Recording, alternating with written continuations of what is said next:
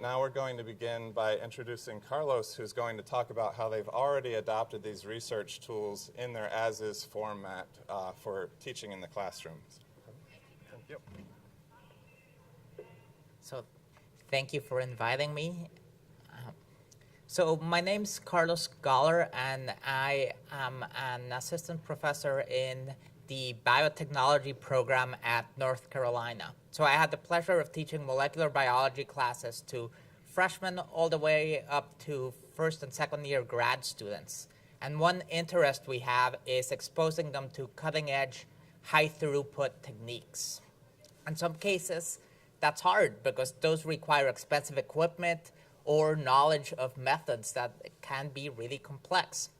So that's where this collaboration with the Allen Institute has been really fantastic. So I want to tell you a little bit today about how we're using the Cell Explorer to introduce specifically high throughput approaches in molecular biology and image analysis, high content image analysis, through the use of educational case studies.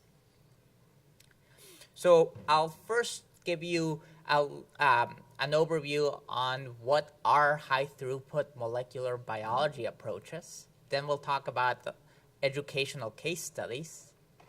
Then I'll tell you about the HITS network that we've created to partner educators and researchers to design case studies, particularly for high throughput molecular biology approaches. And I'll give you an example of an exciting case study we're developing with the Allen cell. So first, let me start by asking you a question. I know it's early on, but you're seated next to neighbors. What are high throughput approaches? Take 30 seconds to talk to the people next to you. And the teacher in me is going to make you. What do you think are high throughput approaches?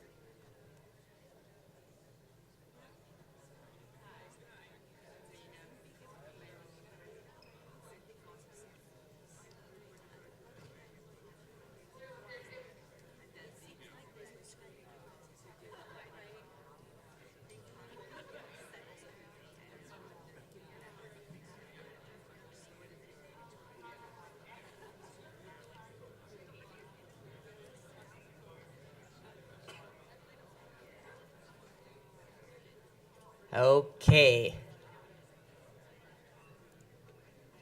So what were some things that you came up with your definitions? Does someone want to shout something out back there?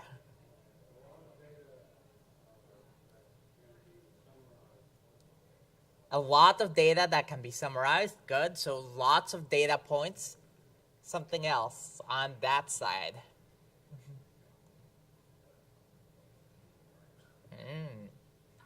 Okay. Ooh, automated and unbiased. I like that. Okay, so my approach, this is just my definition. I think high throughput approaches in molecular biology take advantage of miniaturizing, often miniaturizing reactions or miniaturizing using microfluidics.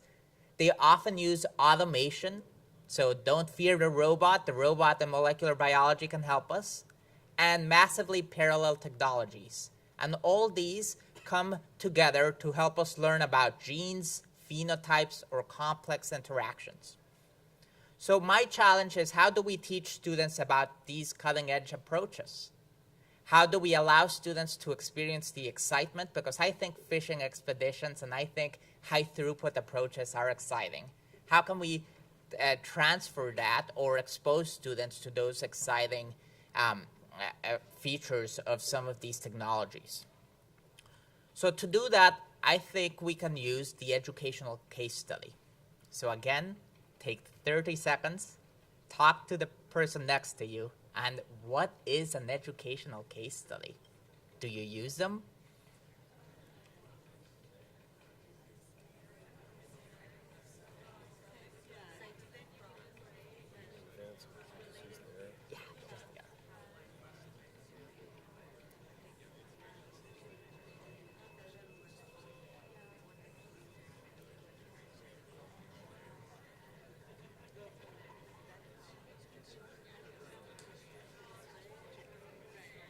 Okay,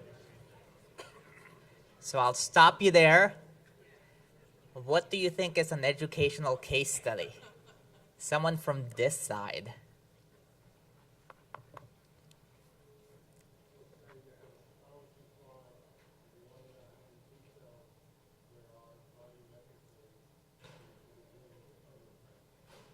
Okay, so maybe can I say maybe a scenario or some piece of data? Good.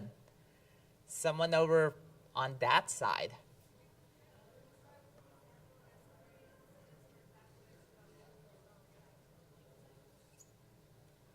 Perfect. So you start with an example or a story and you work backwards and look at the methods. So my definition, and I'm partly biased by my teaching mentor, Pat Marsteller at Emory. So my definition of a case study is an engaging, realistic scenario. It can be fictional, but it has to be realistic, that provides students with an opportunity to interact with data and approaches through maybe an example or a subset of data. They can work individually or in groups, and the goal is for them to learn about fundamental processes and concepts through challenging questions. So these questions, they have to work on for a couple of periods, or they have to do research online, or they have to really dive into the data sets to understand. So I love case studies. I love high throughput molecular biology approaches. And what we found was that there were not that many case studies that particularly addressed high throughput molecular biology approaches. So Sabrina Robertson, my colleague now at UNC Chapel Hill, and I were really taken by the fact that when you search for keywords high throughput in some of the educational case study literature or databases, you couldn't find much. So we put together a network that we called HITS. And the goal was, this is a National Science Foundation project. And the goal is to put together in the same room people that usually don't talk to each other. So we have educators who are teaching classes, undergrad through grad school.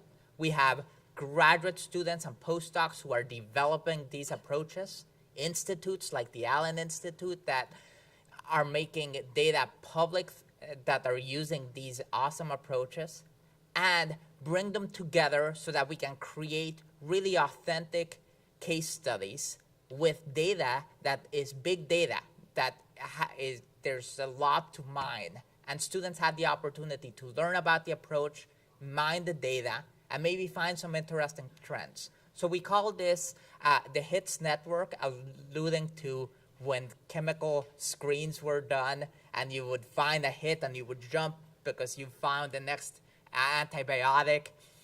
The HITS network aims to really create that environment where case studies use authentic data, students are driven by inquiry, they can find new trends in data sets that have not been mined that much. So HITS stands for High Throughput Discovery Science and Inquiry-Based Case Studies for Today's Students. Sabrina has an awesome knack for coming up with acronyms. And the case studies are designed for high school students through early grad students. We have summer sessions, we have a web community, and we want all our cases to be open source, available, so that people can adopt, adapt, and implement. And that's where, when we were looking at high content microscopy, someone mentioned the Allen Institute. I think Sabrina mentioned the Allen Institute. And there was this incredible, beautiful data set of images of cells. And this was an excellent opportunity to talk about high content microscopy and high content screening. So our goals are to create case studies, and particularly with the Allen Institute, we've created a case study where we have a scenario up here, part 1.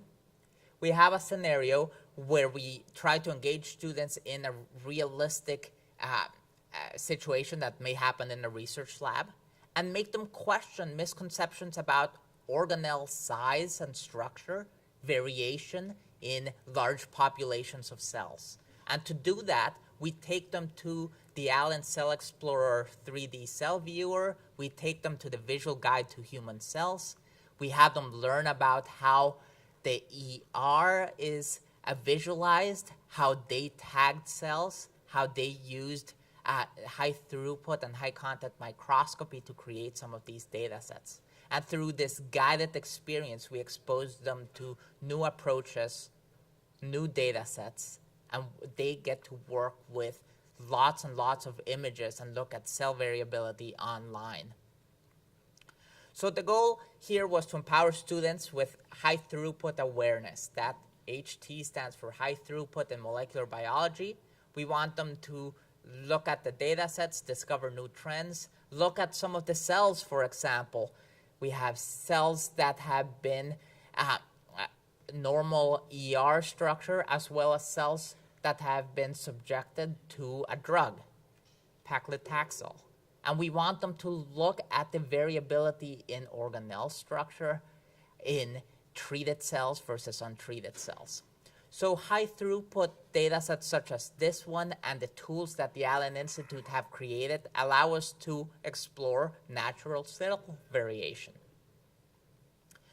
So some of the take-home messages I want you to take home from this are that high throughput approaches don't have to be really complicated and inaccessible to even high school students or grad students. We want them, since they're becoming increasingly common, we want students to learn about the methodology behind them. So as they dive into the Allen Cell Viewer, they should learn how these data sets were created. These approaches provide an opportunity to reinforce fundamental concepts, cell morphology, and exercise quantitative skills. They can use the viewer to measure different organelle sizes or different structures, look at staining. And case study, the educational case study provides a guided experience for students to explore natural cell variation through high throughput and high content data sets. So with this, I hope you can reflect on some of the resources that are available, some of the initiatives that we have to develop more case studies that you can adapt and use in your classes. We don't have to reinvent the wheel, but we can create resources that you can use in different level courses. I'm using it in an upper level class where I want to emphasize some of the automation, but we can use it to really address misconceptions in cell structure. And I leave you with this.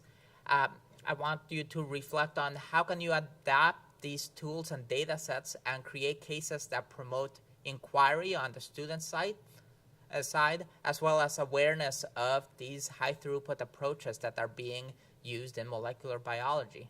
And the Allen Cell Explorer provides an excellent tool to dive into these beautiful images and learn about the methodology. With that, thank you. And up next, we have Tom Martinez.